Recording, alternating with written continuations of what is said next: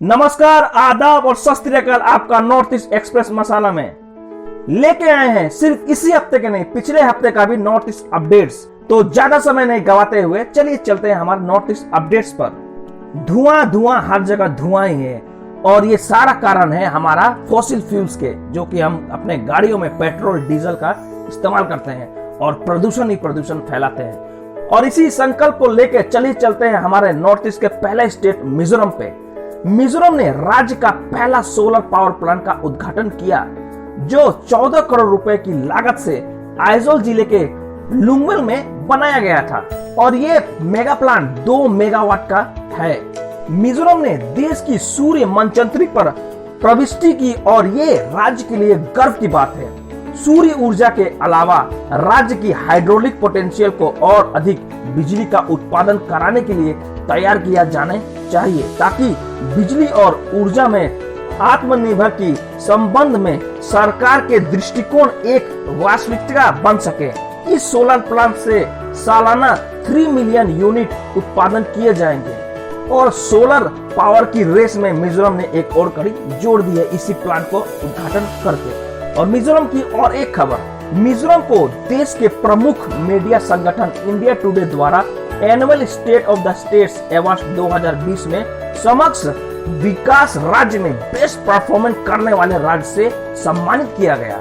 वार्षिक सर्वेक्षण में देश के राज्यों के सर्वेक्षण प्रदर्शन करने वाले और सबसे बेहतर राज्य के रूप में मिजोरम उभर कर आया है।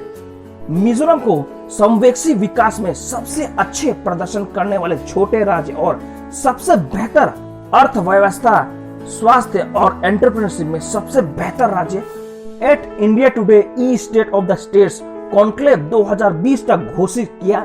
मिजोरम को State of the States award 2020 का पुरस्कार दिया गया है, जिसने सबसे बेहतर छोटे राज्य और कानून और व्यवस्थिक की क्षेत्र में सबसे अधिक सुधार हुआ है। और यही बात मिजोरम को सबसे अलग बनाती है।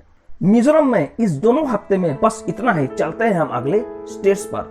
हमारा अगला स्टेट है मणिपुर। नॉर्थ ईस्ट की 3 पुलिस स्टेशन ने वर्ष 2020 के लिए देश भर के श्रेष्ठ 10 सर्वश्रेष्ठ प्रदर्शन करने वाले पुलिस स्टेशन में जगह बना ली गई है। मणिपुर के थोबल जिले के नोनपोक सेमाई पुलिस स्टेशन ने केंद्र द्वारा घोषित 10 की सूची में सबसे अव्वल स्थान हासिल किया है। नॉर्थ ईस्ट की अन्य 2 पुलिस स्टेशन है अरुणाचल प्रदेश की चांगलांग जिले के खारसंग थाना और सिक्किम के पूर्वी जिले के पाक्योंग थाना, जबकि हरसंग थाना तीसरे स्थान पर पहुंचने में सफल हुआ है। पाक्योंग थाना पूरे देश में 7वें स्थान पर उभरा है और ये हमारे नॉर्थ ईस्ट के लिए बहुत गर्व की बात है कि हमारा पुलिस स्टेशन भी देश के अव्वल पुलिस स्टेशन में गिना जा रहा है।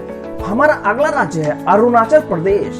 अरुणाचल प्रदेश के नामसाई जिले में एक जल आपूर्ति परियोजना का स्थापना करते हुए जल शक्ति मंत्री ने कहा कि जल जीवन मिशन के माध्यम से देश के हर घर में पीने का पानी 2024 तक और अरुणाचल में 2023 तक उपलब्ध कराया जाएगा। इस परियोजना में एक ऊपरी टंकी शामिल है जिसमें 66.73 किलोलीटर की क्षमता है। ये 12 मीटर ऊंचा है और इसमें सैंड फिल्टर और जल वाहक के साथ एक अवसाधन टैंक है। सीएम ने बताया कि केंद्र ने प्राथमिकता के आधार पर पूर्वोत्तर राज्य और अरुणाचल प्रदेश के विकास के लिए परियोजना शुरू की है। ये परियोजना राज्य के रोजगार को और बढ़ावा देगी। भारत अरुणाचल प्रदेश में मल्टीपर्पज रिजर्वियर के निर्माण की योजना बना रहा है। एक रिपोर्ट के अनुसार ये multipurpose 10,000 megawatt hydro power electricity का है। मल्टीपर्पज रिजर्वायर जो अरुणाचल प्रदेश में सियांग नदी पर बनाया गया है, ये पानी की डिस्चार्ज को अतिरिक्त लोड उठाएगा और किसी भी पानी की समस्या को सुधारेगा और पानी को स्टोर करके पूरे अरुणाचल प्रदेश को पानी प्रदान करेगा। विशेष रूप से ब्रह्मपुत्र दुनिया का सबसे लंबी नदियों में एक है, जो चाइना, भारत और बांग्लादेश से होकर गुजरती है। तिब्बत ऑटोनोमस रीजन में उत्पन्न होकर सीमा पर यारलुंग जंगबो अरुणाचल प्रदेश में बहती है, जहां उसे सियांग और फिर आसाम में उसे ब्रह्मपुत्र कहा जाता है। और ये आसाम से गुजरते हुए और बांग्लादेश से गुजरते हुए बंगाल की खाड़ी में विसर्जित हो जाती है। और अरुणाचल प्रदेश अपने डेवलपमेंट के लिए काफी तेज दौड़ रहा है।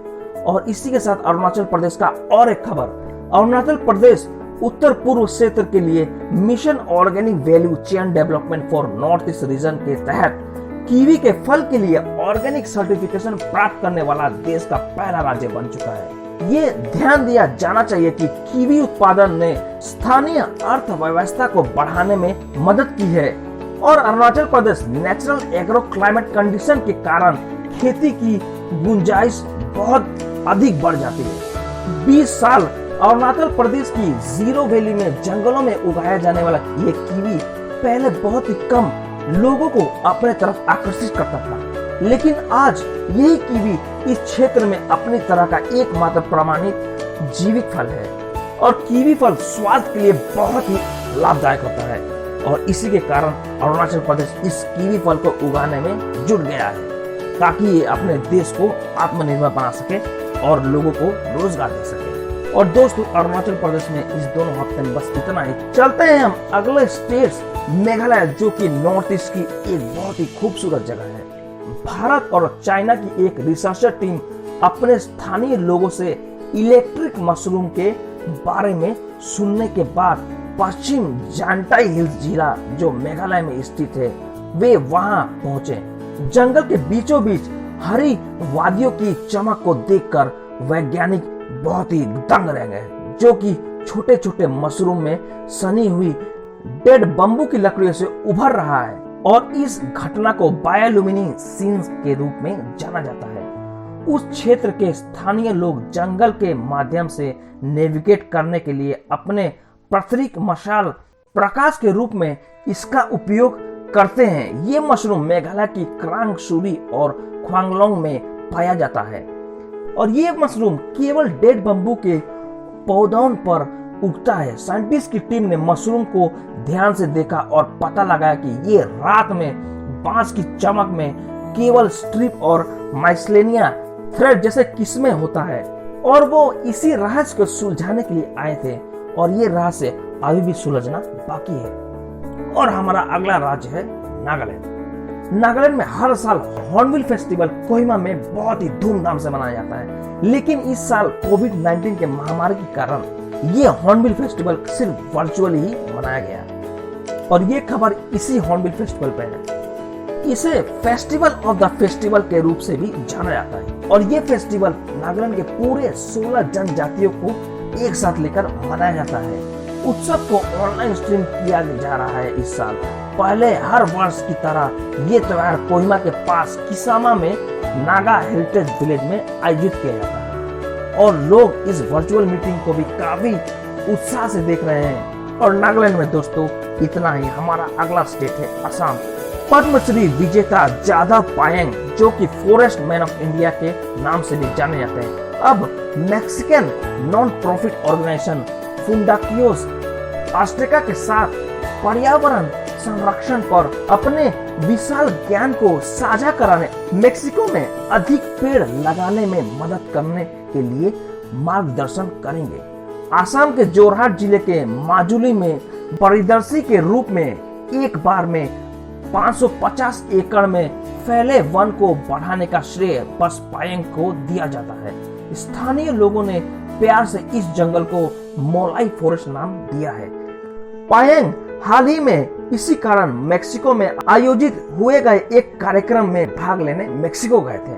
और हमारा आज का नॉर्थ ईस्ट फैक्ट, और ये फैक्ट एक फेमेन के बारे में है और इसका नाम है मोटम। और मोटम एक इकोलॉजिकल फिनोमिना है जो हर 50 साल में घूमता है और ये इंडिया के त्रिपुरा, मिजोरम और मणिपुर की खेती, जो कि 30% वाइल्ड बम्बू से भरी पड़ी है, और वहां से अचानक काले चूहों की तादाद इतनी बढ़ जाती है कि वो बाहर निकलना चालू होता है और वो जिस जगह से जाते हैं उस एरिया की पूरी खेती को नुकसान पहुंचाते हैं और उस एरिया में कुछ नहीं बचता है। इसके कारण लोगों को काफी दिक्कतें आती है क्योंकि उनको खाने के लिए कुछ नहीं होता, क्योंकि सारे फसलों को इन कालो चूहों ने नष्ट कर दिया होता है। और ये मोटम साइकिल के पहियों की तरह हर 50 साल में घूम के वापस आता है और इन स्टेटों में तबाही फैलाता है और इन स्टेटों के भुखमरी का कारण बनता है। और दोस्तों हमारे आज का वीडियो इतना ही है। हमारे चैनल को लाइक शेयर और सब्सक्राइब कीजिए। बहुत बहुत धन्यवाद।